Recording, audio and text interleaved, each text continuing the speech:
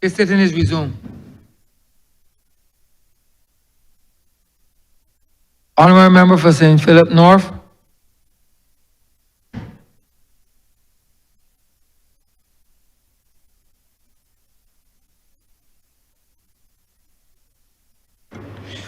Sorry, fundamentally I have no issues with us putting legislation. It was there already for putting tint on cars. Of course, there's a reason for it.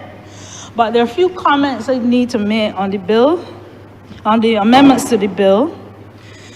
I agree wholeheartedly with the view of protecting these law enforcement by way of putting tint on the cars so that you can see what's happening in the car. I don't agree with the fact that concealed weapons, that will stop you from allow you to see concealed weapons because of tint. And fundamentally, I really do not believe, and I would like to see the statistics on it, where we have proven that tint actually reduces crime. Lately, crime has been on our faces, in our communities, in our districts. And I can't say that any of them were related to the absence or presence of tints on vehicles.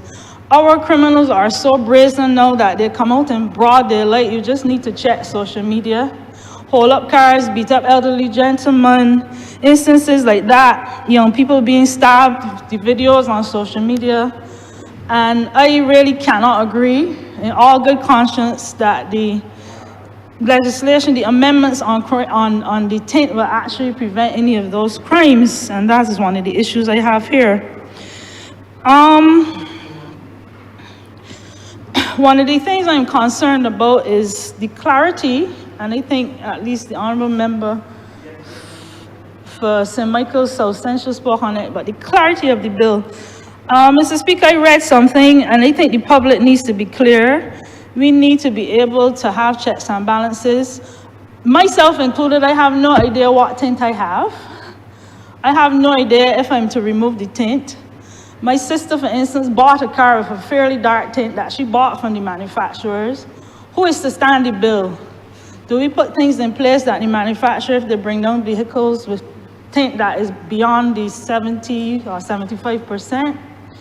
Are they liable for fitting the bill to replace the tint?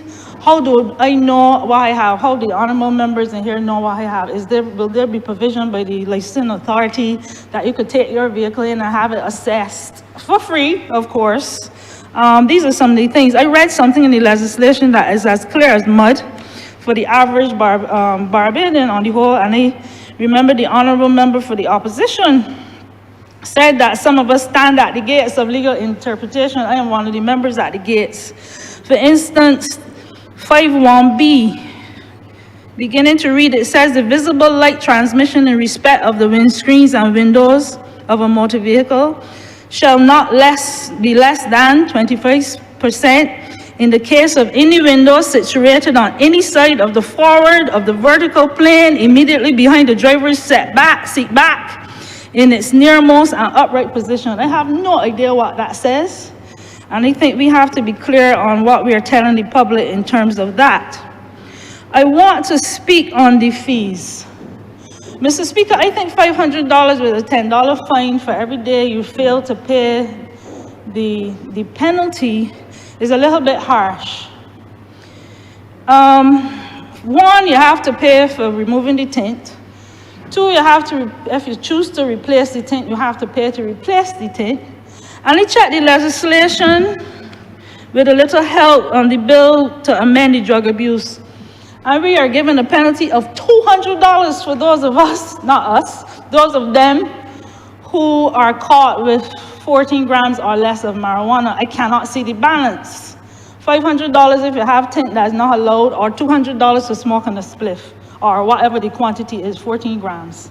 It has to be a balance when we think about legislation and penalties. This does not ring true for me. Can it be, is it a thought for implementing the penalty in an incremental basis, where if you get caught the first time is X amount, lower than 500 the second, and so on? But I think $500 with a $10 a day penalty is far too exorbitant, and it would be helpful, and I wish that could be relooked to lower it, if anything.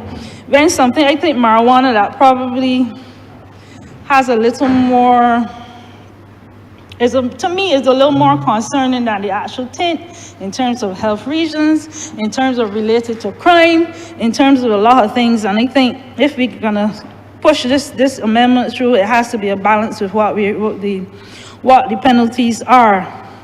The honourable member that brought it, the amendments, spoke about on the medical side of it, where there are a few diseases that he mentioned, where there will be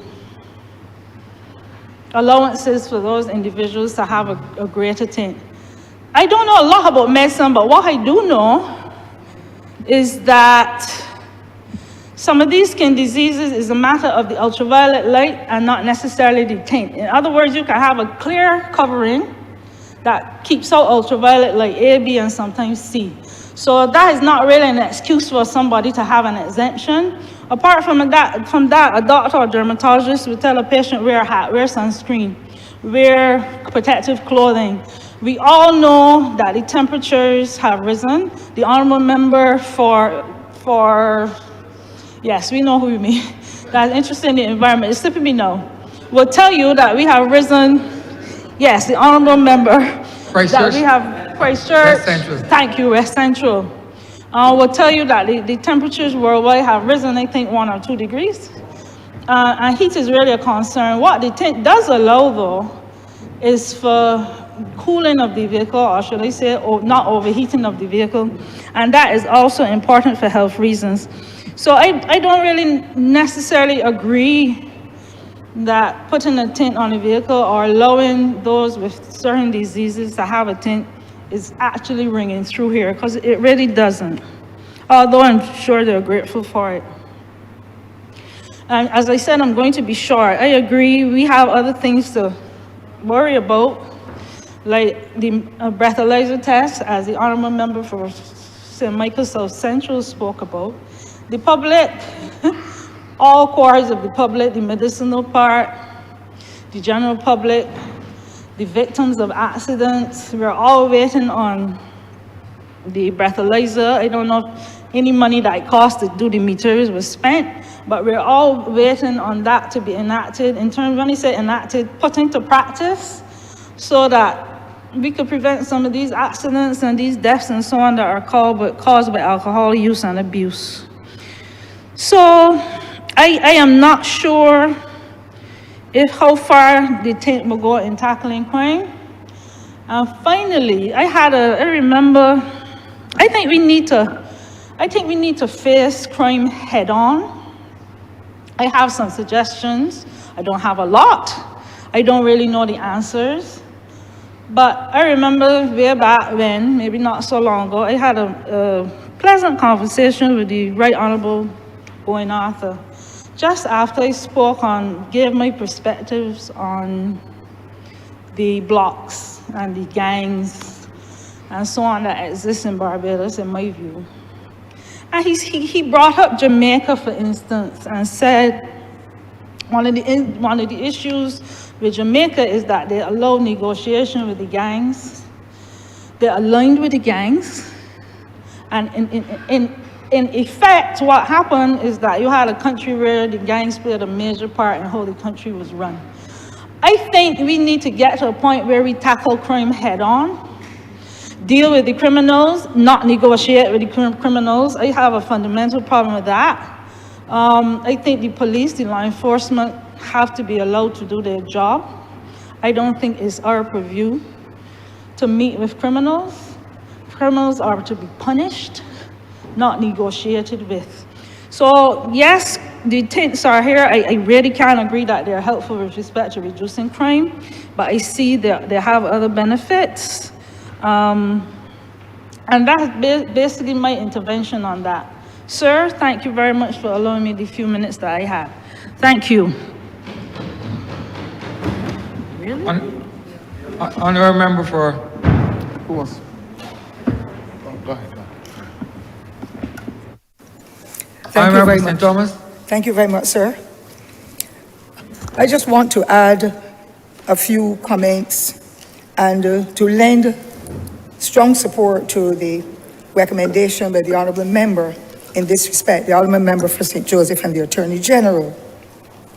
And I am speaking from the background of what I'm recognizing in our society today, where we have so many persons that we know should know better.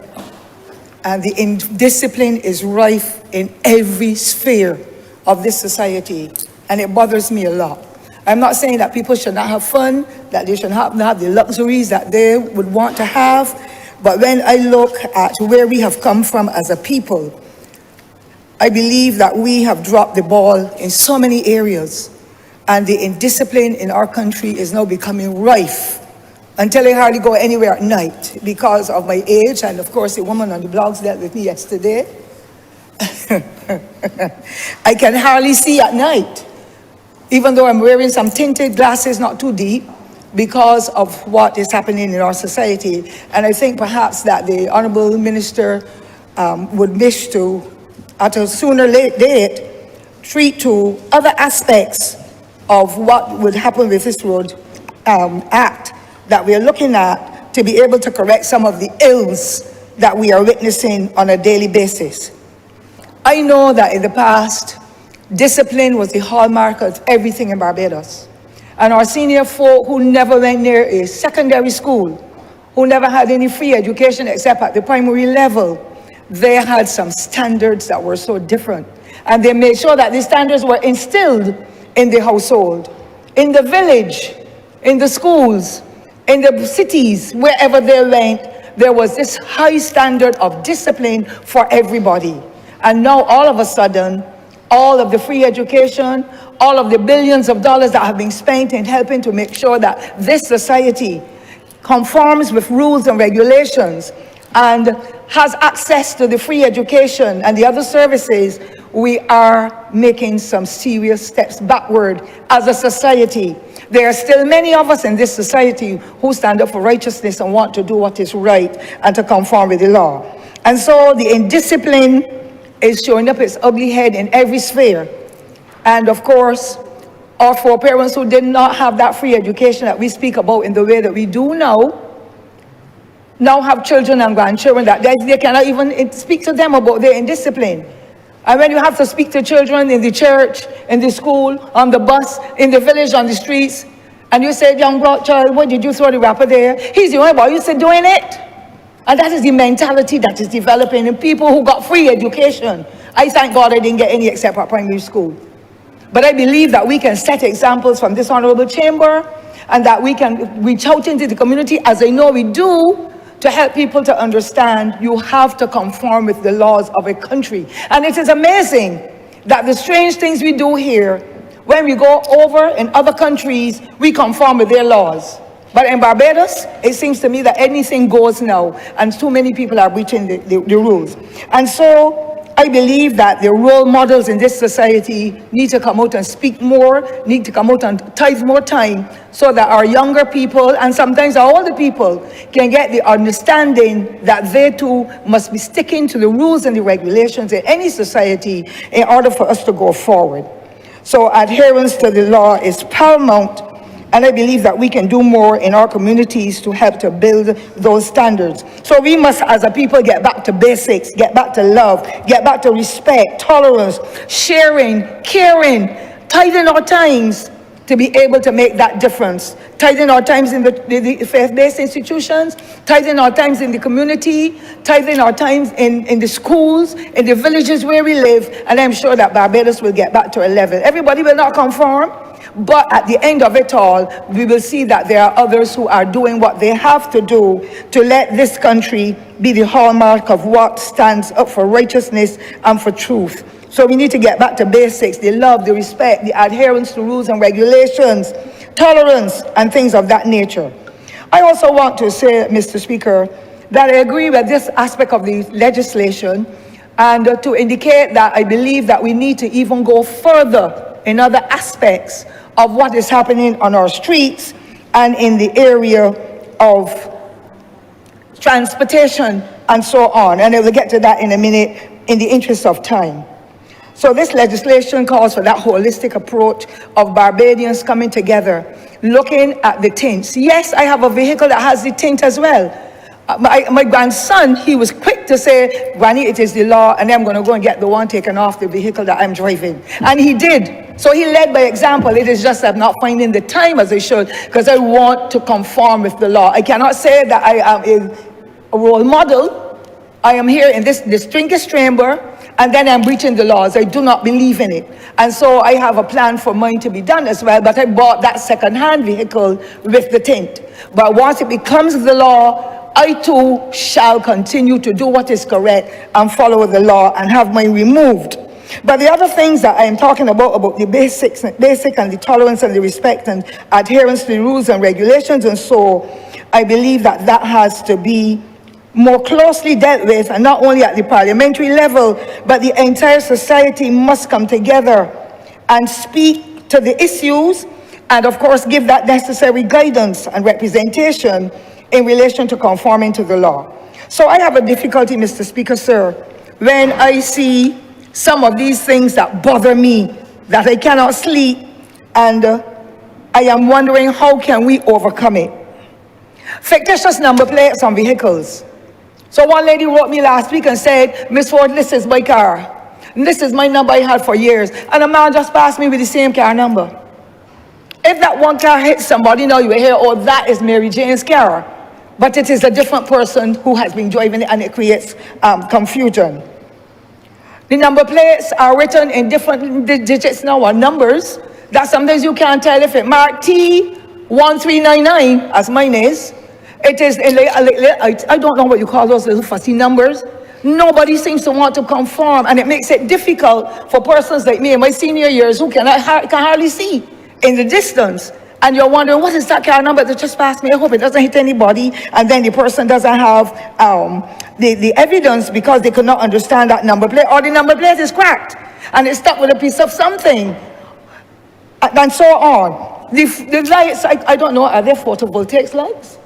The lights that are now being put onto vehicles, that the adjustment is made after the persons buy them. So, Mr. Speaker, I don't know about you, but my vision is not so good at night. I'm farsighted, and therefore it is difficult. But you see these flashing lights in front of you. They're purple, they're orange, they're blue. They have all kinds of colors you cannot see. To my mind, this piece of legislation should have been extended to it, but there is time and place that we perhaps can have it done, because it is not only impacting on other motorists, but people who have vision problems, whether they are old, like me, or whether they are young or not so young. It is difficult to negotiate on our streets, especially streets that don't have street lights. It makes it so difficult and so complex to the eyes of those who are driving. So I believe that those need to be tackled as well. They're killing our vision at night and we can hardly see. The other thing, Mr. Speaker, sir, is the horns. All of our time setting now, especially the public service vehicles, all day long, all night long. That is killing the hearing. That is killing the performance of others, especially if they have challenges and at night, and so you can hear it all through the villages and through the communities. For me, that is another matter. It should not have to come for legislation to happen in a society that has been so disciplined for so many years. But however, it is happening, and if you have to legislate it, then so be it, because I will lend my support to that as well. The other thing, Mr. Speaker, sir, is what now we call the boom box. So ordinary cars, I've seen a lot of little minis and so driving, and they're coming through villages at 2 o'clock in the morning, at 9 o'clock on a Sunday morning, and disturbing the peace. That is another one that we need to look at. I do not know how we'll be able to overcome some of the challenges, but we, the eyes and the ears in the villages, have got to do it, because I am not afraid. I am bold enough to call the police station, to call whatever entity, to say T1399 has just passed and the noise is so loud. It is causing us not to be able to rest a little longer, having worked all night, or we are not well and we're being ill all day, and things of that nature. So I would want for the Honourable Minister, the Attorney General, to be able to let us deal with some of these matters, because if we do not legislate it, it seems to me as though we will not be able to get that good discipline and good order and conformity with the law, and so to continue to be the hallmark of what Barbados has been and what it should continue to be. Now, I'm going to come to a conclusion, Mr. Speaker, sir. There's so many other things I wanted to say, but the other thing I wanted to speak to is getting back to the basics, the love, the respect, the tolerance, the adherence to rules and regulations. We are not getting it right, and we must work on it. Not only us, the adults, not only parliamentarians, they're not the only ones who have morals, but there are persons out there, retired teachers, retired police officers, retired social workers, pastors and priests and so on, who are willing to assist, but some of them are afraid, because the first thing you hear, all is ever, making people think that's the old time days. And they go back to those aspects of it. But in the old time days, we were cohesive communities. We were born in poverty, and we shared and we cared and we guided. And this person was somebody's godmother, and the next person was some. And when you hear godmother is coming, you always make sure you conform with everything. We need to get into our communities and work and let the young people know that boom boom, those lights, the number plates, and the other aspects of what we are discussing here today, it is wrong, and we need to stymie the process of that moral decay. And so, Mr. the Speaker, sir, I call for the legislation. This one I will support today, but I'm calling for the Honourable Attorney General and his team to start looking at other aspects of what is really weakening or destroying our society and destroying our people who really just want to get an ease and get a better understanding. The only final thing I want to say is to do with the PSVs, because they too need to be examined, and they need also to be able to conform with the rules. You see no entry signs, and they go through to pick up a few people. The bus stops are there, and they stop in the roundabout. And they're doing all kinds of strange things, and they're the ones with the boom boxes too, deafening you. And the cursing and the swearing, I mean, everything that is negative, that I feel if we can do it as a people and not just the constabulary, we can make a difference. I do not want to hear of any police officer or any member of the defense force or any institution that has to ensure that the law is continued in the manner that it is designed to carry out their duties without fear or without favor, but to make sure that they stick to the rules and the regulations. I do not want to hear of any of them being beaten or any of them being stabbed or shot or whatever, because to my mind now it seems as though Barbados has just broken down into so many aspects of what we upheld as the moral values and the standards that it would be a travesty, let me say, for any of the members of those institutions to be threatened in any way, or to be injured, or even to be killed. The moral decay must stop, but we in here, this Honourable Chamber, must be the ones to lead and to support and guide those who do not understand, because it's not only about a luxury, it is about living in peace and harmony and ensuring that everybody gets a piece of this country, a piece of the pie, to be able to continue to be faithful and true and honest and respectful to the laws and the rules and the regulations of this country. And so, Mr. Speaker, sir, adherence of the law is correct. And I believe that once we get into our schools, I will repeat that, because that is very integral. Once we get into our communities, once we go into the bus stands, because sometimes when I see these ZRs come through by me and they're running illegally up there, most of them, and I put up my hand, they think that I want to be able to get the bus. I said, sir, this is a neighborhood where ordinary people live in rural Barbados. Will you please take off the radio? And I am seeing that says Jackson, up here is Westmore Hall. If you come back, I will call the police. But the police can only do so much and no more. And other people need to let them know you are on the wrong path. We must adhere to the rules and regulations. So I agree with the legislation that is being put before us today. I believe it will help us to minimize some of the hindrances that we know and we see. And unfortunately, as I said, I will not like any member of the constabulary to have to stop one of those vehicles that the tint is so dark, and then somebody fires from inside of them or takes the cutlass out to chop them on the hand if they say, sir, and put their hand anywhere near it. They are special too. And I don't think we even have enough members of the constabulary that will be able to carry out their duties now that we are seeing so many changes in our society. And I know that the cultural impact is there, not only from Barbados, but there are other countries in the Caribbean where we are seeing so many breaches taking place, and it seems to be having an influence on a lot of our young people, although some of our older people are some of the ones who are not setting the example there, the persons breaching the laws as well. And therefore, I close, Mr. Speaker, by encouraging our citizens of Barbados, get on board and make sure that your communities, your societies are all safe. And if you have a good relationship with people, you don't have to be rude, you don't have to be disrespectful, you don't have to use any abusive language. But when we see that the breaches are there, and we said, boss man, I love you, you know, but you know what?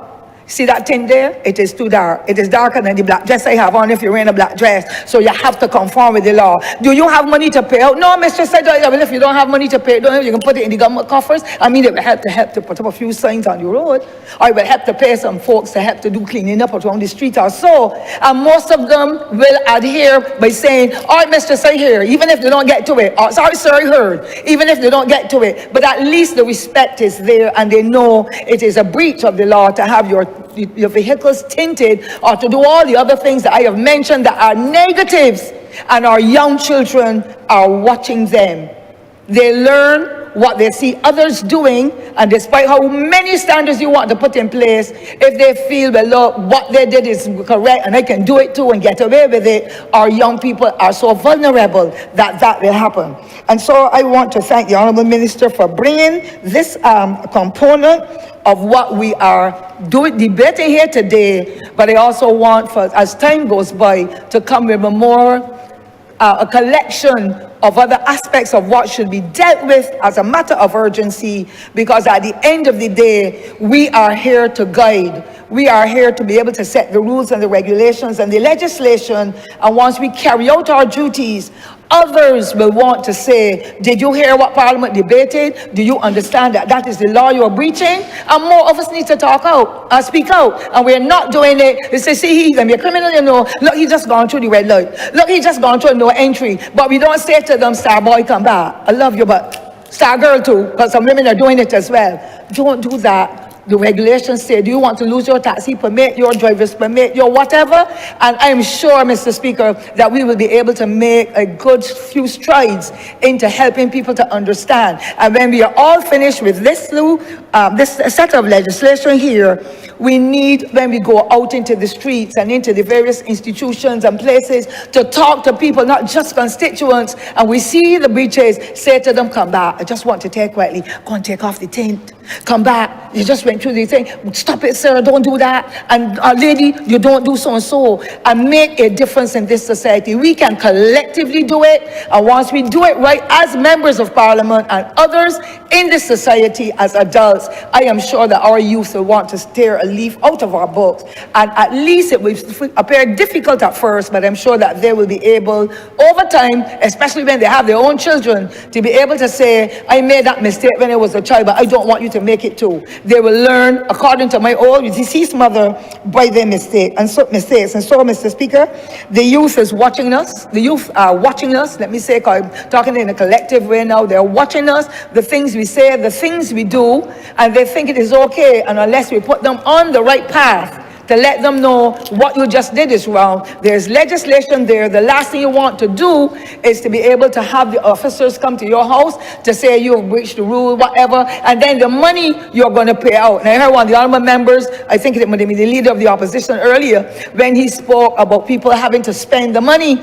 In the same way we can go and spend money to buy Remy, to buy false eyelashes, to buy boxes that are falling off our backs, to be able to buy jewelry and all that, we can use the funds to make sure we stay on the straight and narrow, and we will be able to be a more progressive society. But these examples have to be set, and the laws have to be put in place, and the conformity is what must happen.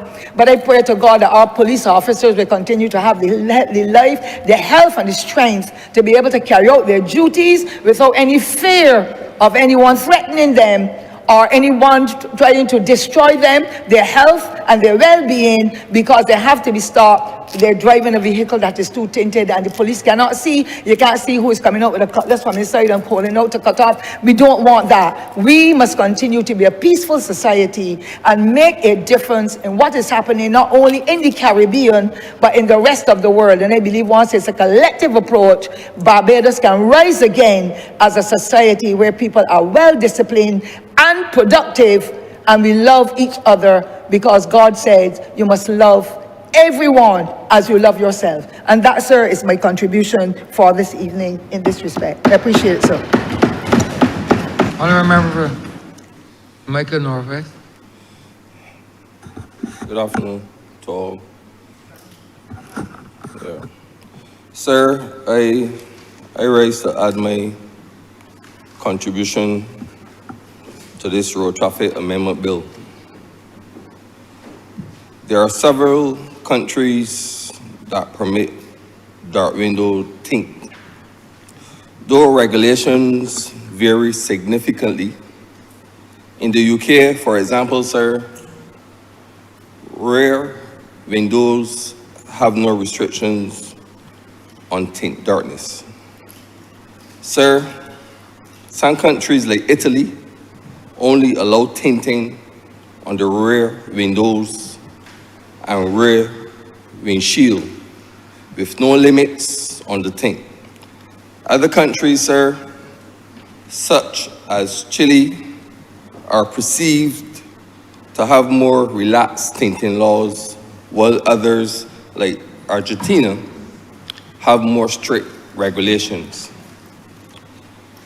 Yes, and while many may conclude, based on the precedent set within Argentina, well, their strict regulations are as a result of a high crime rate within that country. I am of a firm belief that this fair land of ours, Barbados, should not follow suit by imposing such regulations on the people of Barbados. Window tinting is a popular automotive modification that enhances privacy, reduces glare, and provides the UV protection. Window tinting also protects the vehicle interior, whether it be the dashboard, sir, or leather seats, depending on what kind of upholstery that vehicle has, sir. UV protection, sir, involves minimizing exposure to harmful ultraviolet rays from the sun, sir, which can lead to sunburns, premature aging, and increased risk of skin cancer. However, window tint laws vary significantly worldwide. Yes, the amendment to this policy shall not revoke the privacy to vehicle owners who are law-abiding citizens with 15% or 20% shade of tint, sir.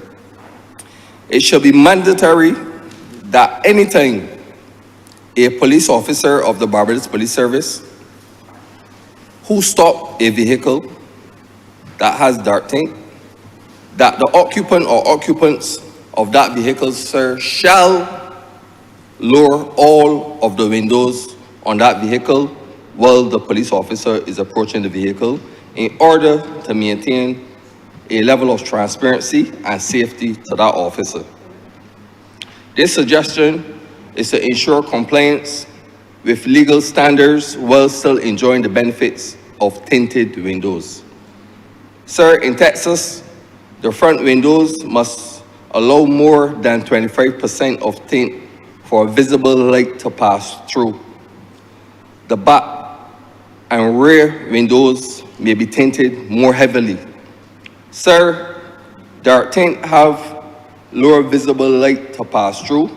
Suffice to say, sir, that you can have 25% of tint on your front windows and 20% of tint on your back windows, and the upholstery in your vehicle, sir, is fully black, and you can have all of your windows up And no tint don't have to be on your front windshield, and your front windshield can appear dark, sir. And these are things that I experienced already, sir.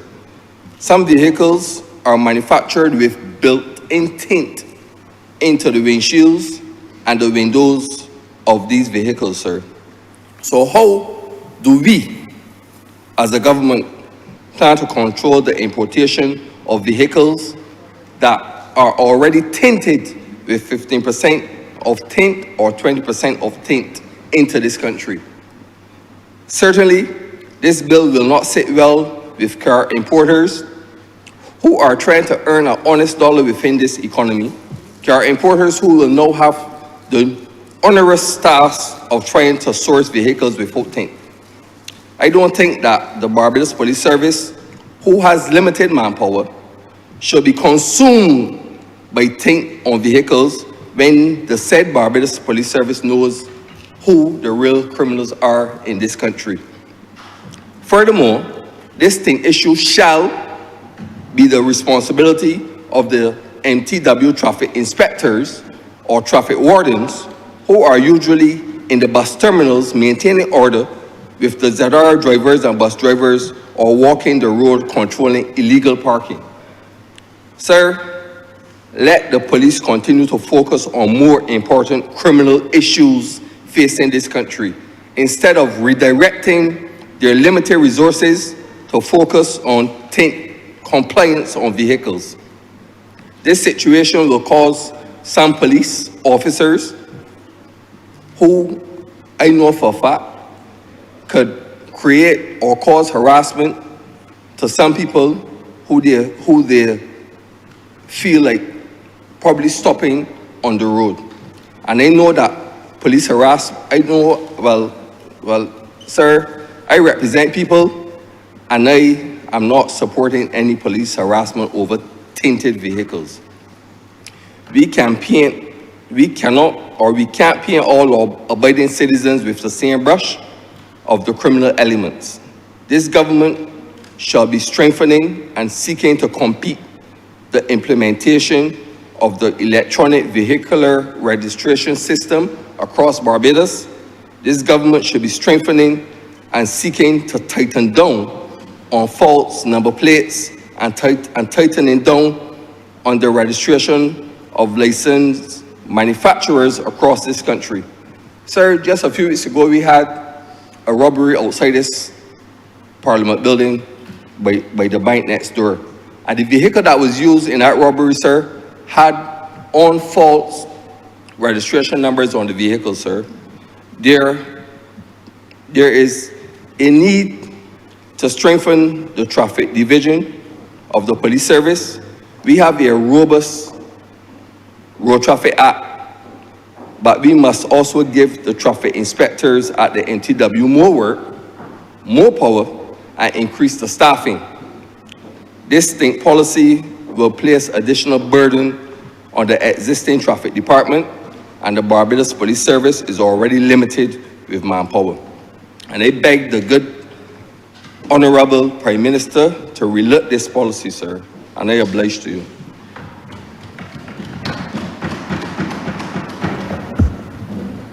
Honourable Member. Mr. Speaker, let me thank members who have participated in this debate.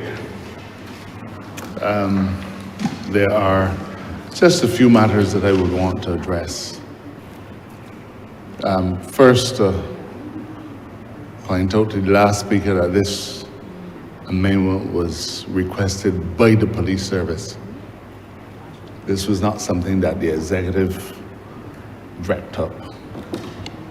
The police have asked for this, and therefore, it must be a matter that is of some importance to them. In relation to the many criticisms by the leader of the opposition, it is evident that he has been living in a cocoon because he seems to suggest that the only thing that this administration is doing or has done about crime in Barbados is to bring an amendment to address the issue of tint. I want to remind the honourable member that this administration is not a one-trick pony. I know that he has not paid any attention to any of the things that we did in the 6 years that he spent on our side. He wasn't in Parliament half of the time. When he was here, he was in a daze. So let me remind him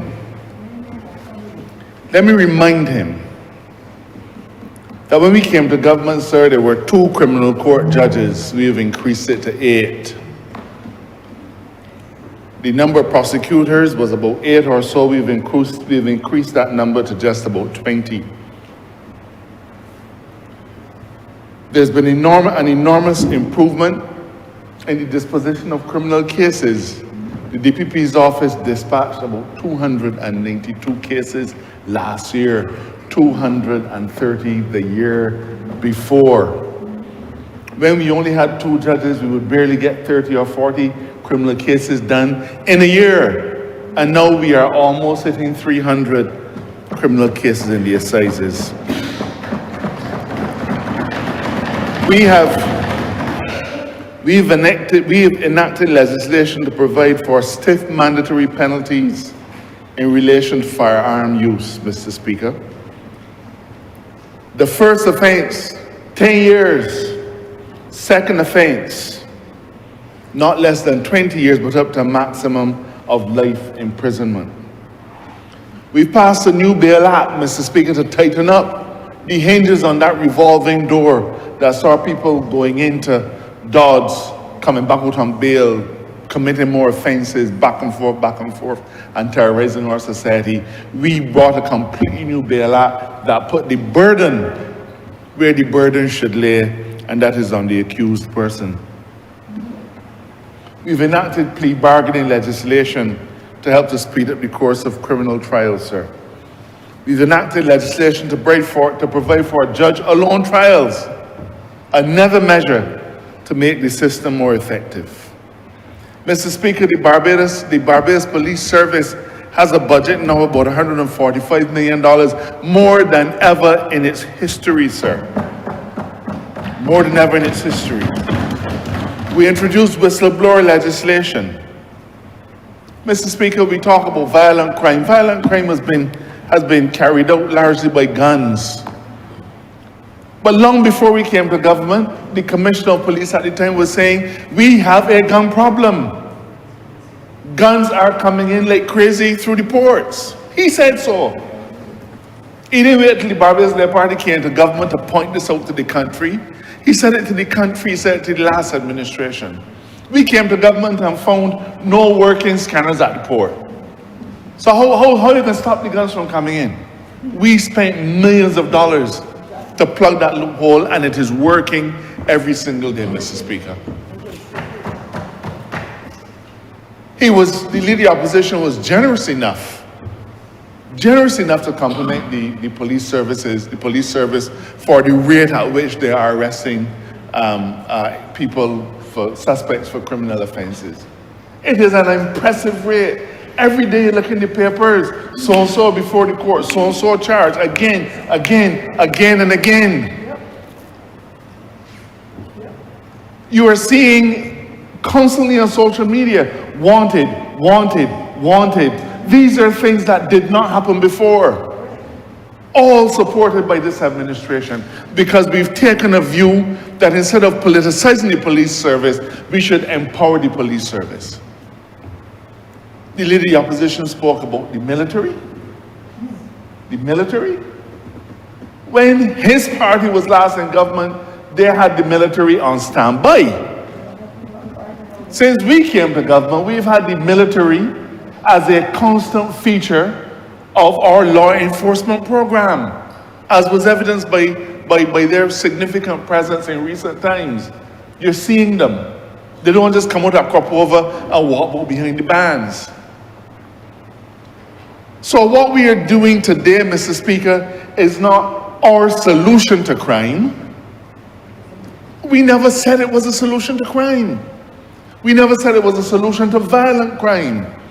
What we did say was that we are noticing the police have evidence that a large number of vehicles used in the pursuit of criminal activity are coming heavily tinted. The police have said to us, I do not feel safe approaching a vehicle with tint. Are we to disregard these things now, Mr. Speaker, because the leader of the opposition feel that we should do more? Are we to disregard the legitimate concerns of police officers who work night and day to safeguard the people of this country? What if it was you or I? What would we be doing then? This is a legitimate request made by the police service. It is twofold. It helps to cut down on the risk of criminal activity, but it also serves to protect them. Mr. Speaker, this bill deserves the support of every single member of this chamber without fail, without faltering, without excuse. Everyone. But the leader of the opposition began by trying to suggest that this was a tax grab. I never heard anything so ludicrous in my life. He said the Prime Minister said that I want money. I want money. What's the context, Mr. Speaker? The context is that this administration from day one has felt that our legislation, Victorian as it largely is, or at the very least colonialistic as it largely has been, has emphasized criminalizing all manner of breaches. Everything that you did wrong, every time Master Crease, you go before the criminal court, you are charged, police have to come and spend time prosecuting you, and you are found guilty or not found guilty of an offense. We said from day one that it is not an appropriate feature for a modern Barbados. Criminal penalties should be reserved for truly criminal activity. And even the other member seems to accept that a requirement for tint should not be penalized by a criminal penalty. It should not be something that you are found guilty and sentenced, possibly sentenced to 3 months imprisonment, because that is what the penalty is now. Can you imagine, Mr. Speaker, sentencing somebody to 3 months imprisonment because you couldn't recognize them through a car window? That is what the penalty that is the penalty that is provided in the Act. For heaven's sake, this is a modern Barbados. But he seems to have taken the view, because the Prime Minister says she wants money, that expression was to say nothing more than, I'm not interested in criminalizing people. Pay a civil penalty. Pay a civil penalty. Nothing wrong with that. It is a modern way of doing things. And it will jump ahead, because the leader of the opposition argued that it is unconstitutional, that because it is a penalty, it means that the executive and parliament are impinging on the lawful responsibility of the judiciary. You know, a little learning is a dangerous thing. A little learning is a dangerous thing, sir. All of us as students of law understand the doctrine of separation of powers. All of us understand the consequences of the doctrine of separation of powers. But either the leader of the opposition knows, in which case he's being disingenuous to this chamber, or he does not know, in which case he should seek to know. Administrative penalties have passed the constitutional muster in the UK, the mother of our common law system. They have passed constitutional muster in Canada, where in most instances administrative penalties are now used instead of dragging people before a court. I refer the honourable member to the case of Gwendon against Canada, where the Canadian Supreme Court ruled on exactly that. And they asked, what is the criteria of a criminal penalty? They tried to look at, is this matter truly a criminal matter which requires a mens rea, an animus, an intention to commit a crime? Or is it that your mass decreased, you committed some failing. What is it? Is it about how you regulate conduct, or is it about criminalizing activity? And the courts have said that in matters where you're looking to regulate conduct, where you're looking to say, don't do this, but do that instead, that it is not in the nature of something, it is not truly in the nature of a criminal offense. Because in a criminal offense, you talk about people getting charged, people getting prosecuted. You get acquitted of this, you are sentenced to imprisonment. And the courts in UK and in Canada have said, when you compare that to an administrative penalty arrangement, because it is an administrative penalty, because the penalty is fixed, because it doesn't require any individual to exercise any discretion, am I going to impose a greater penalty or a larger penalty, then it will pass the constitutional bar. The law is well settled. It's not my fault that he chose not to read it. He can read. We know he can read, but he chose not to read it. Mr. Speaker, he argued that this is exposing citizens to financial loss unfairly, unreasonably, and illogically. I remember as a young man when the Ministry of Public Works decided henceforth all vehicles must wear a seatbelt. You remember when they have to have a seatbelt, sir? And then a seatbelt law was passed for the protection of Barbadians. And there were penalties involved with the seatbelt. Mr. Speaker, the penalties for the seatbelt back then are exactly the same penalties that we're imposing on today. No more, no less. And I remember all kinds of arguments against the seatbelt. What happened if you get trapped in the car? When the car stops, the seatbelt can burst your belly. All kind of silliness. You remember it, Mr. Speaker? Because nobody wanted to change the seatbelts. Because all of a sudden, you had to go and spend money to buy seatbelts and get them installed in your car. Nobody wanted to do it. So every specious reason was used why we shouldn't do it.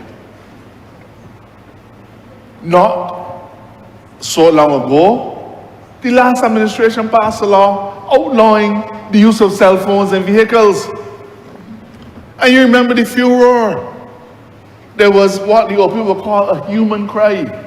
For the younger people in the gallery, it is really a corruption of hue and cry.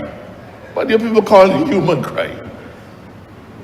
Okay? Now, Mr. Speaker, so many times throughout the life of Barbados and how we relate to each other, how we relate to the state, there have been changes in our legal framework.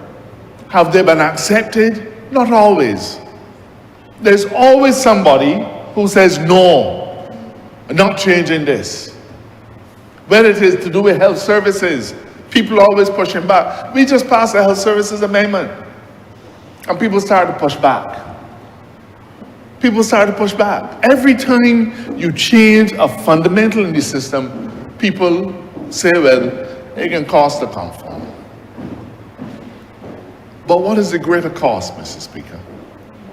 Is not the greater cost allowing things to remain as they are for the convenience of some? I believe that is the greater cost, Mr. Speaker. So, the Honourable Leader of the Opposition wanted to talk about the poor lady who just strapped her children into the back seat and got to go now and pay this fine. Mr. Speaker, you are being given time. We talked about this in September. You've had more than enough time. And as for the garages, we met with him too.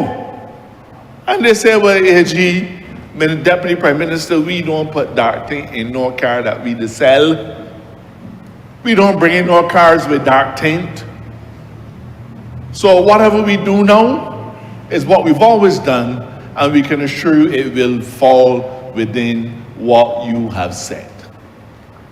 They've said that to us.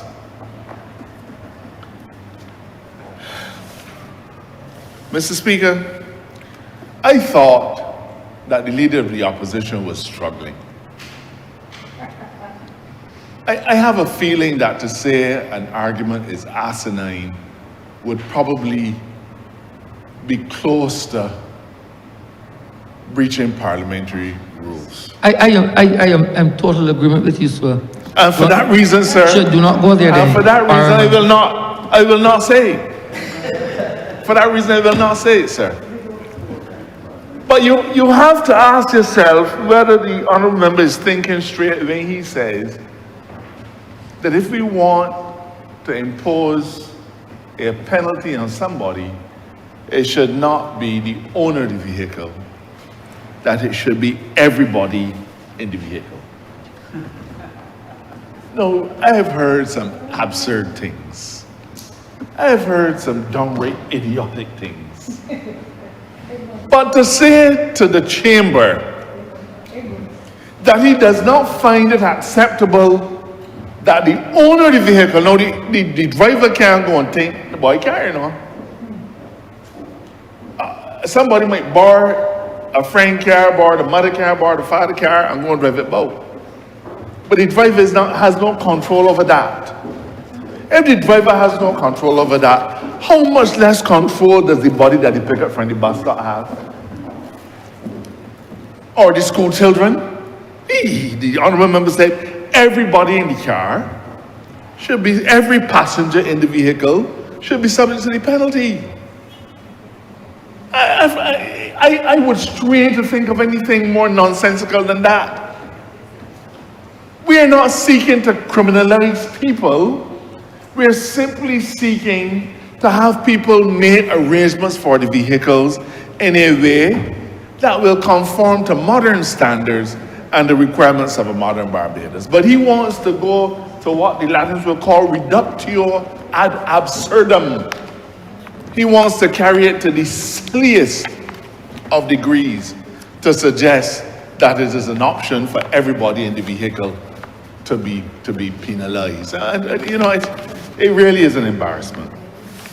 Mr. Speaker, I know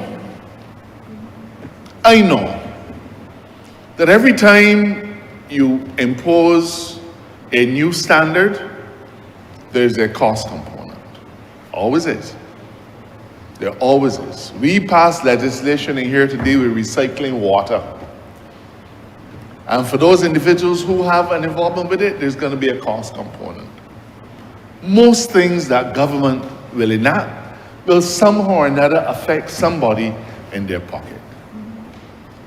To a larger degree, though, we concede, because you're dealing with vehicles, and we have 100 and something thousand plus on the road, I believe, you're going to be dealing with a large number of people. But we have given them, we made the announcement in September, so they've had more than enough time to begin to adjust. Mr. Speaker, I am able to say to this chamber that these rules will become effective on the 1st of September, 2025. 1st of September, 2025. That gives individuals about 2 months to put their house in order. But in fact, that is 2 months from today. But we first made this announcement back in September of 2024. So we've really had a year. Towards the end of last year, we extended it. We said we're not going to do it until January. And then for one reason or another, various other priorities came in, and we are here today. Every Barbadian will be expected to comply with the legislation. The exceptions are laid out in law. They are recognized exceptions, and you know, if doctors are able to say, you do not need an exemption from tint, you need to wear sunscreen, so much better. I'm happy. I would much prefer that. But neither the Deputy Prime Minister, who has responsibility for the legislation, or me as AG, are going to seek to get into the trenches with doctors Because some doctor may say, sunscreen is all right, but I prefer you to have a more shaded environment to keep out the sun. That is the matter for the medical profession. That's the matter for the individual and the medical advice that they receive. We've taken the more cautious approach by saying, if you certify that this individual has that and has a particular condition and they need to have tint, then we're comfortable. We will facilitate it. We'll give you the exemption. Now, Mr. Speaker, I hope that Barbadians over time this will be an issue behind us, very much like seatbelts were. But if a Barbadian goes to New York or Miami or wherever it is and get in a vehicle, they will get in a vehicle that is tinted with the laws of that particular state. With the laws of that particular state. If they go to England, they will get in a vehicle that is tinted in accordance with the laws of that state. Same thing for Trinidad, same thing for Jamaica, same thing for St. Lucia when they went to Jazz Festival 2 weeks ago. They will get in a vehicle tinted with the laws of that state. But we're being asked by some people to leave the law as it stood in its very subjective way, where people were not necessarily fairly trained. They talk about harassment. Mr. Speaker, the best harassment in the world would come when the law is not precise, when it is not capable of being measured. Because that's when you can get harassed. But if I said, I can't recognize you. I am standing up at a reasonable distance, I can't see your face. Never mind that somebody 10 feet behind can see it quite clearly. He's the prosecutor. He's the person bringing the charge. Harassment thrives in environments where you do not have precisely measured things. But when you have to pass the measurement on a tint meter, there can be no harassment because there's a scientifically measured value that is capable of being applied. And if there's any doubt, go and get a second opinion. Go and get a second opinion. In fact, Mr. Speaker, I can tell you that every single tint provider, tint installer said to us, I want to know what tint meters the police buying because I want to make sure that I got the same thing them caught. That's what they said. I want to make sure I have the same thing that they have so that we're all on the same page. Because I don't want that they test it and say it is X, and when they come and test it, is Y. Mr. Speaker, change is difficult. And we will try to find every reason in the book not to change.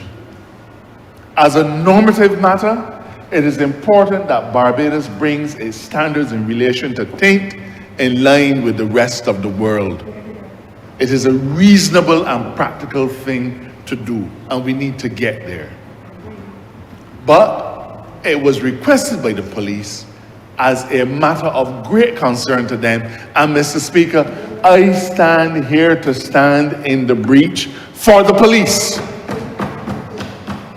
Because when they go and they do their work, and we are happy, we praise them.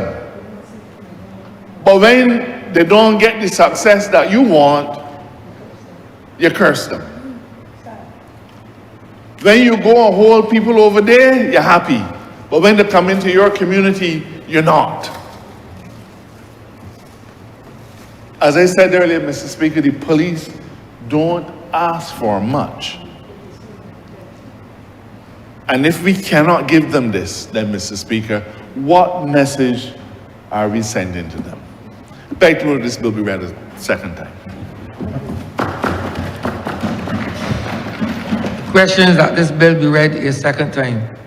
All those are members in favor?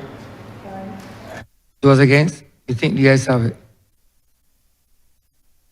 Mr. Speaker, I beg that you do now leave the chair and that this House resolve itself into committee for further consideration of this bill. Questions that the Speaker do not leave the chair and the House resolve itself into committee for further consideration of this bill. All those in favor? Those against? We think the ayes have it.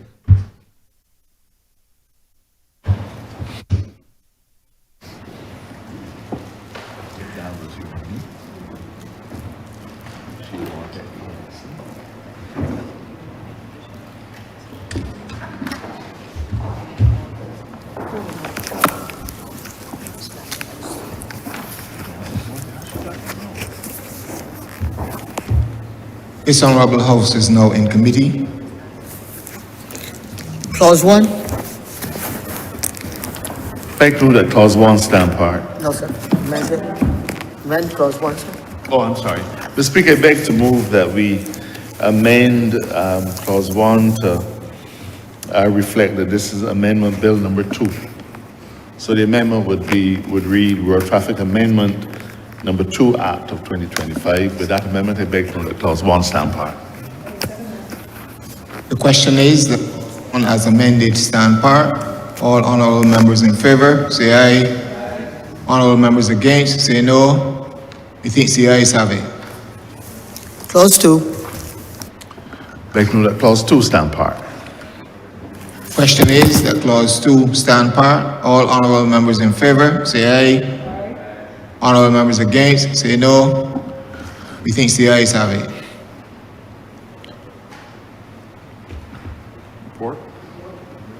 Mr. Chairman, I beg to move that you do not report His Honour the Speaker the passing of one bill in committee with one amendment. The question is that I do no report to His Honour the Speaker the passing of one bill in committee with amendment. Thank you. You're welcome.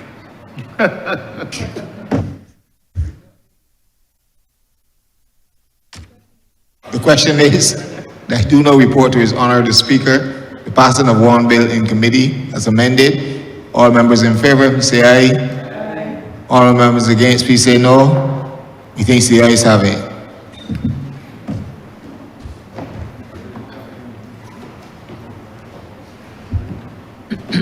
The chairman of committees has reported the passing of one bill with amendment. Honourable member for St. Joseph. Mr. Speaker, I beg to move this bill be read a third time. Question is that this bill be read the third time. All those honourable members in favour, please say aye. Aye. Those against, please say no. Me think the ayes have it. Mr. Speaker, I beg to move that this bill do now pass and be cited as a Road Traffic Amendment number 2 Act 2025. The question is that this bill be passed and so cited. All those honourable members in favour, please say aye. Those against, please say no.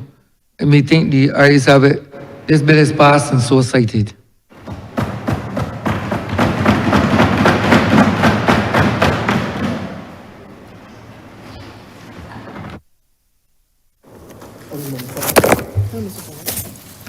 Order number 12, the name of the Honourable Attorney General, Minister of Legal Affairs, to move the second reading of the Supreme Court of Judicial Amendment and Validation Bill 2025. Honourable member for St. Joseph. Mr. Speaker, I hope that this wouldn't detain us too long. We are seeking to amend today the Supreme Court of Judicature Act. The matter that arises has its genesis in a court decision called the AG against Durant, a case heard by the Court of Appeal and a decision given in January of this year. This case had to do with the power of the Supreme Court to make an interim payment in the course of civil litigation. An interim payment, Mr. Speaker, is exactly that, a payment made on account in the course of litigation to one of the parties, generally the claimant. This is a power that has been exercised across the Commonwealth, across all Commonwealth jurisdictions. And in fact, Mr. Speaker, it is a power that purported to have been exercised in Barbados, and in fact, it was in the course of the appellate argument, a case that I appeared in on behalf of the claimant, and in which I secured a significant interim payment for him, was cited as authority. But every now and again, sir, the court throws away the assumptions that have always been made, peers back the layers of law, and looks to see whether what they're doing actually has a solid foundation. And notwithstanding the fact that the Supreme Court Civil Procedure Rules talked about the making of interim payments and how it should be done, the Supreme Court of Judicature Act did not give that power, the power to order interim payments, to a High Court judge. It is obvious that it was an omission by the drafters of the legislation back in 1979. But because the Civil Procedure Rules and before that the Supreme Court of Judicature Rules talked about interim payments, the assumption was made that the power existed. A number of cases took place, a number of cases were heard. We had an unfortunate instance where a judge ruled against the making of interim payments and then subsequently ruled for the making of interim payments. And in those circumstances, it was felt important by me as Attorney General that the law should be settled. You can't have a judge saying no interim payments are possible and then, ironically, the same judge saying it is possible. So, if it was two separate judges, it would have been less of an issue, but I would still have asked to have the matter appealed. It was important that the Court of Appeal make it clear whether that power existed or not. The Court of Appeal in January ruled that the power did not exist. But the truth is, Mr. Speaker, that this power to make interim payments is so important in the course of civil litigation that it would be entirely unsatisfactory for us to have said, okay, and leave it alone. What was considered to be the most appropriate state of affairs, what was considered to be the most appropriate way of dealing with it, will be to make right the assumption that the power existed when the court found that it did not. And so that is why we are here today, to make sure that in an appropriate case, the court is able to make an interim payment. What's the practical value of this, sir? Mr. Speaker, there are matters in the Supreme Court, especially in relation to personal injury, where individuals need extraordinary medical attention, but they don't have the resources available to do it. Liability is not in dispute. And even if it is, there's a feeling that you're likely to win, and liability would therefore be resolved in your favor. In those cases, Mr. Speaker, the court is able to say, I am ordering the other party, often an insurance company, to make a payment on account of damages that you'll be awarded, precisely so that you will have money in hand to cover your expenses. And it is not just a matter of generosity, it is also an act which may serve to mitigate some of the ultimate cost to you. Because if you're able to assist an individual financially to get a surgery on their leg so that they'll be able to walk again and work again, then it means, Mr. Speaker, that you don't have to deal with a claim for loss of earnings for 10, 20, 30, 40 years. So it is not only for the benefit of the claimant, it is also for the benefit of the person on the other side. It also impacts your obligation to make interest payments. So, Mr. Speaker, I don't know that it is such a technical matter, but it is one that I support with the greatest possible enthusiasm. It is something that the courts have always assumed to have the power to do, but the Court of Appeal has found that we didn't. So all that we're doing today is to amend the Supreme Court of Judicature Act to say this power exists beyond a shadow of a doubt. Of course, Mr. Speaker, many payments will have been made over the years. And we don't want anybody coming back, though it is difficult to see how they would. But in a case where the matter is not completed, a party might say, the court was wrong to make me pay you. Give out my money. You get it if you win. So we're looking, it's important that we validate any payments that have been made. That is the nub of today's amendment. But there's one other small matter which has to do with the amendment of the schedule to the act dealing with the jurisdiction of the commercial court.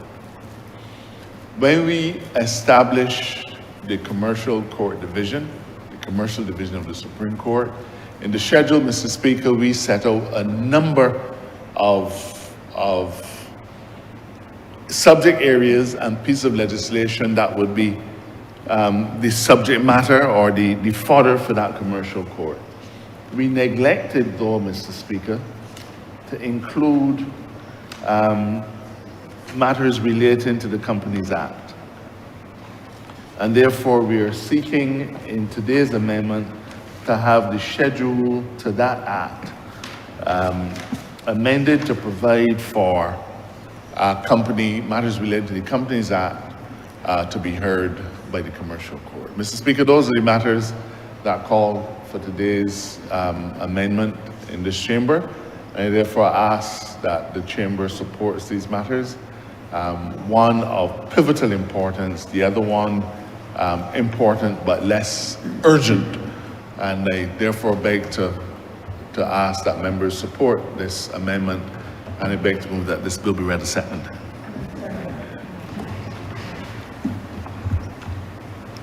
Honourable member for Christchurch West. Thank you very much, Mr. Speaker. Let me first at the outset say that I fully support this amendment, and I do that for several reasons. I don't intend to be long, but I think that this is a very important amendment. This is one of those times, Mr. Speaker, you know that I often say that Parliament could do anything. Parliament can go forward in time, but Parliament can also go back in time. Parliament can make what is legitimate illegitimate and what is illegitimate legitimate. And in this case, it is going back in time to validate actions that were done by the court several years ago, and for good reason. Let me also say, Mr. Speaker, that as the Attorney General said, it is vitally important, especially when the liability is obvious. And I think of a clear example, a police officer as a passenger in a police car. A police officer as a passenger in a police car. That car, and I'm speaking from experience because I was the surgeon who had to operate on this person. That car turns over and the person suffers significant injuries, including a fracture to their mandible. And that fracture has to be treated in a certain time. There is nobody at the Queen's Hospital that can handle the case, so therefore the person has to seek private care. In order to seek that private care, because unfortunately we do not have that care at that time for the oral surgery person to be able to sort it out, the particular mandible has to be plated, the person has to have a general anesthetic, they have to be in hospital for 7 to 10 days. You're talking about thousands of dollars. If that person is not treated and treated quickly to be able to get that procedure done, or has the wherewithal to pay for that, it means that the outcome of after treatment is significantly compromised. That's the first thing. So it means that the person then has a jaw that does not unite appropriately or unites in an inappropriate way, so the way they bite together will be changed forever. Or then they have to seek an interim payment, as the Attorney General said, and then you have to go in and refracture the jaw to be able to put it back into the right position. And of course, the success in those situations is much reduced and much more complicated. So having the opportunity for the person, and I go further, it may not even need to be, sometimes we need to consider having or making interim payments even before it has gotten to court, to recognize that somebody has suffered an injury. to recognize that that person does not have the wherewithal to get the treatment, to recognize that they may not even be able to get the treatment in Barbados and have to travel to get that treatment. And if somebody who obviously does not have the wherewithal, obviously was a passenger, the insurances or the government or whoever is the person that the person is claiming against has to or should be able to access funds to get that treatment in a good and timely manner early. Because you and I know, Mr. Speaker, that sometimes to get before the law courts itself is years. And I know that this government has tried and done quite successfully to reduce that time. Of course, increasing the number of lawyers, increasing the number of judges, adding to the courts. Yes, we've done a good job, but it still takes years in Barbados. And we not only, what I'm suggesting, I guess, Mr. Speaker, is not only stop here at giving the judges the opportunity, but we need to look and encourage the insurance companies, encourage other people to recognize that if you know that this is something that a claimant will win, let us seek to first get that person that treatment, get that person that opportunity to be able to fix things early. Because in the medical field, the longer you wait, the harder it is, for several reasons. Not only that being the injury is older, it's harder to join things together. The person themselves is older. An older person has less success at treatments in surgery than a younger person, let's face it. They have other comorbidities that then add to the treatment. So all of these things tell me this is moving in the right direction. This is a good thing to do, not only for the judges, not only for the claimants, but for the average person to be able to know that if they're injured, if there's a claim, that there will be some action to be able to get them the best treatment in the fastest possible time, whatever it is. So I am in full support. I think we need to go further. I think that I know that from a case management point of view, we should be looking at this even before it gets before the judge. I don't know if it's possible, but it's something that we need to look at because it becomes very, very important for the viability of treatment for that person. With respect to the other matter from the companies, it's obviously a no-brainer. If it's something that we've left out, and you cannot be a commercial court and not have a major part of the Companies Act. That's obvious. And obviously that's something that we have to support as well, to be able to make, this government came to office, Mr. Speaker, to make wrong things right.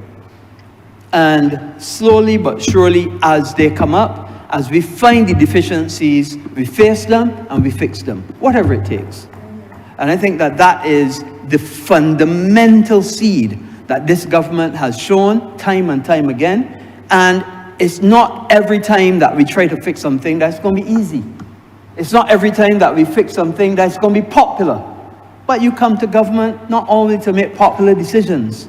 Sometimes you've got to make the unpopular decision to make things better in the long run.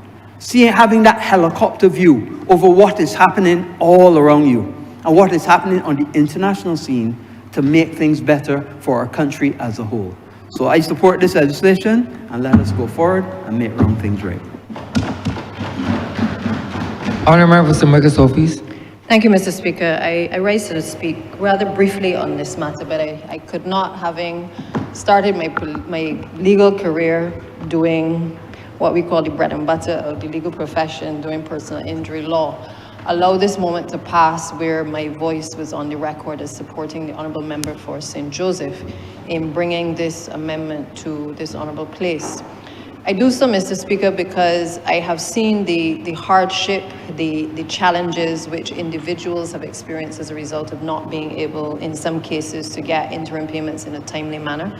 To the issue raised by the Honourable Member for Christchurch West, there are cases where the insurance companies would, based on the facts of the case, would in instances provide interim payments. So there is already precedent for that.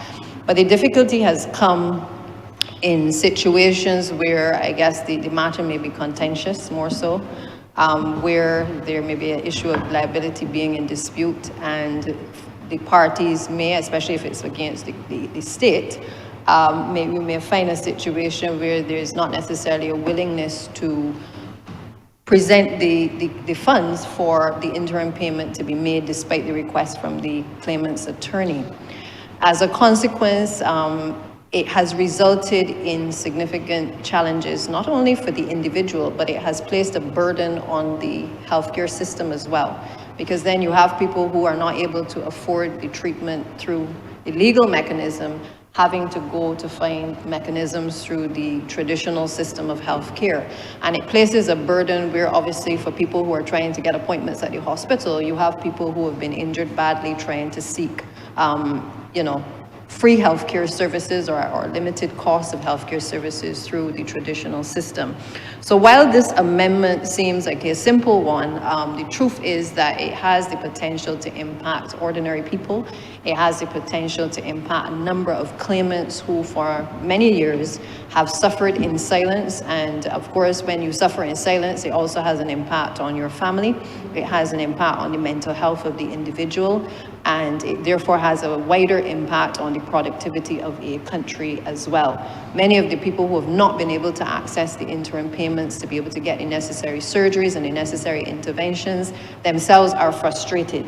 They may still be working, but in many cases, that frustration of not being able to see light at the end of the tunnel for the settlement of their claim often results in them, taking that out in a sense in the workplace environment as well. So I think that this type of amendment, it certainly reaffirms the principles of justice, and certainly the principle of justice delayed is justice denied. And I support certainly the Attorney General in bringing this amendment. The thing though, Mr. Speaker, that I feel that I could not sit without addressing though is the length of time sometimes that the cases have taken to be able to be heard. We in the Cabinet of Barbados have seen recently an influx, and I know the Attorney General and the chambers are working to try to get the matters before Cabinet so that we can dispose of them.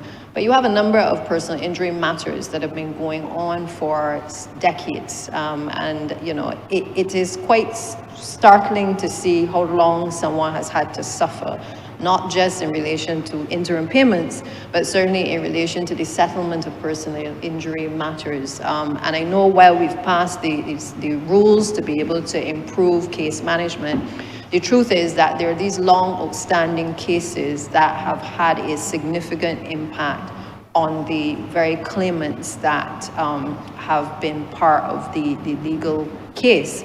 And I therefore would want to see going forward that we're able to perhaps just pull all of the cases and let us see how quickly we can dispose of these matters, because these people have their families, they have their lives that they want to get on with. And I feel it is very difficult when you see cases that have gone on for 10, 15, sometimes 20 years, coming before the Cabinet, circumstances that are very difficult sometimes to comprehend how that individual has been able to manage without the interim payments and without any kind of settlement. Generally, the insurance companies may cover the costs, for instance, of the medical reports. They may even take an interim payment for special damages, which is the expenses generally that the person may incur. Obviously, those things help us to get a medical report before the attorneys or before the court quickly.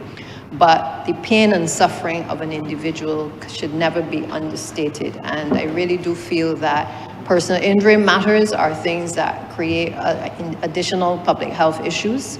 It stops our productivity. And as I said, I've seen this firsthand in terms of people really dealing with these challenges, and whatever we can do to create some level of urgency in being able to settle these matters, I would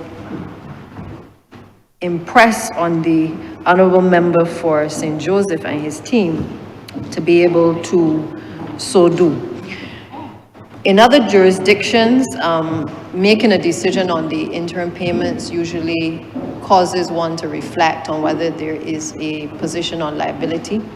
So if the defendant, for instance, has already accepted liability, you might see that the case may certainly be processed a little bit faster in terms of the interim payment. The court, and our courts will also take these things into account. It's not specifically stated in the legislation, but obviously they will refer to various rules in relation to being guided when they are going to make a decision on these matters. But the first thing is whether there is an issue in terms of liability that may need to be determined. There is also the issue of if the claimant is likely to succeed in the case, in terms of the judge being able to look at the facts of the case, and sometimes prima facie a case is made out that this matter will be settled in favor of the claimant, or that the percentage of liability may be apportioned in favor of the actual claimant. And therefore, the courts will take that into account as well. They will also look at whether the amount which is being claimed by the claimant's attorney is reasonable, because sometimes people want, an arm and a leg, when in truth and in fact, the courts will have to make a decision whether what is being requested is reasonable in terms of being able to have the defendant or his attorney pay for the interim payment award that is to be made. So overall, I think that the court will be guided by those key principles in making a determination as to whether to grant an interim payment, as is the commonplace in other jurisdictions, certainly in the UK, in order to make a decision in favor of a claimant. But again, I support the amendment. I think it is long overdue, but certainly a welcome addition in terms of the reform of the Supreme Court of Judicature Act, which obviously plays an integral role in the operations and efficiency of the High Court of this country. So with those few words, Mr. Speaker, I'm obliged. Honourable Member for St. Joseph. Speaker, I beg to move that this bill be read a second time. Question is that this bill be read a second time. All those who are members in favor, please say aye. Those against, please say no. Meeting the ayes have it. Speaker, I beg to move that you do now leave the chair and that this House resolve itself into committee for further consideration of this bill. Question is that the Speaker do not leave the chair and the House resolve itself into committee for further consideration of this bill. All those who are members in favor, please say aye. Those against, please say no. Meeting the ayes have it.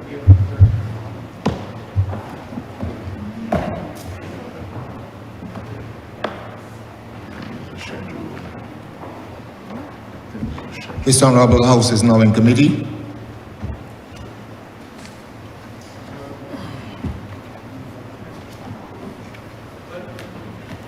Thanks.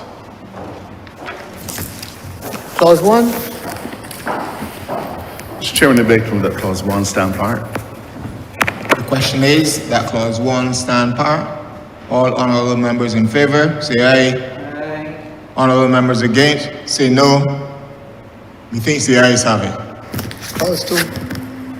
Mr. Chairman, I beg to move that clause 2 stand part. The question is that clause 2 stand par.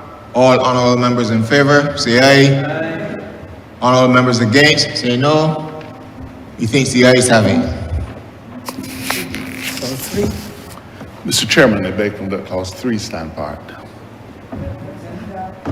The question is that clause 3 stand par. All honourable members in favour, say aye. Aye. Honourable members against, say no. Methinks the ayes have it. Clause 4. Mr. Chairman, I beg to move that clause 4 stand part. The question is that clause 4 stand par. All honourable members in favour, say aye. Aye. Honourable members against, say no. Methinks the ayes have it. Clause 5. Mr. Chairman, I beg to move that clause 5 stand part. The question is that clause 5 stand par. All honourable members in favour, say aye. Honourable members against, say no. Methinks the ayes have it.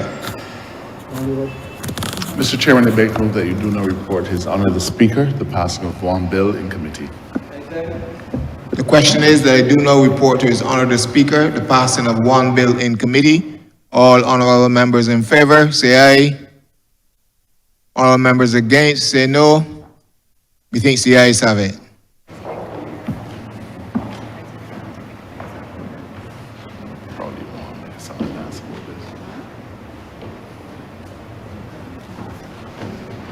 Chairman of committees has reported the passing of one bill in committee.